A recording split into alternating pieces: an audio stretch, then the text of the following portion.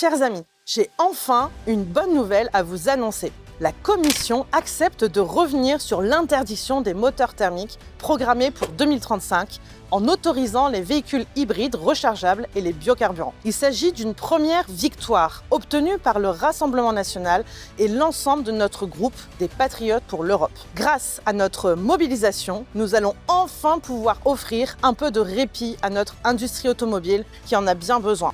Depuis des années, Bruxelles voulait imposer à marche forcée le tout électrique à nos constructeurs automobiles dans le cadre de son funeste pacte vert. Depuis le début, nous n'avons cessé d'alerter sur le naufrage industriel qui se profilait. Avec mes collègues, nous avons rencontré les constructeurs automobiles, envoyé des courriers à la présidente de la Commission européenne, déposé des amendements pour dénoncer le couperet de 2035, négocié avec d'autres groupes pour atténuer le plus possible les prochaines réglementations et dénoncer dans l'hémicycle ce suicide programmé. Et le travail a fini par payer.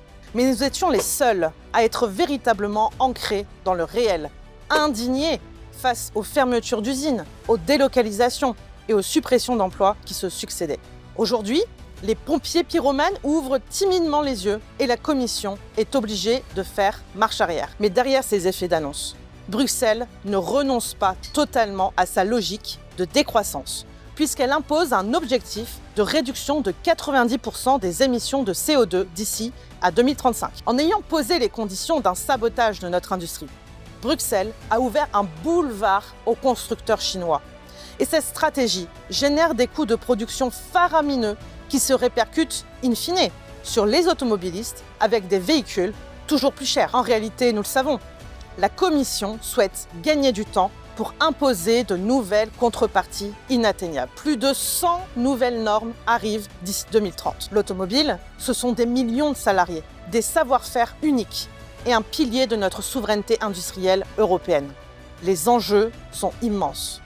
Il est temps de construire une majorité de bon sens, une majorité qui protège l'emploi, qui défend l'industrie et qui laisse aux ingénieurs, pas aux idéologues, le soin d'innover. Avec mes collègues députés du Rassemblement national et le groupe des Patriotes pour l'Europe, nous ne lâcherons rien et nous viendrons à bout de cet édifice réglementaire pour sauver notre industrie automobile.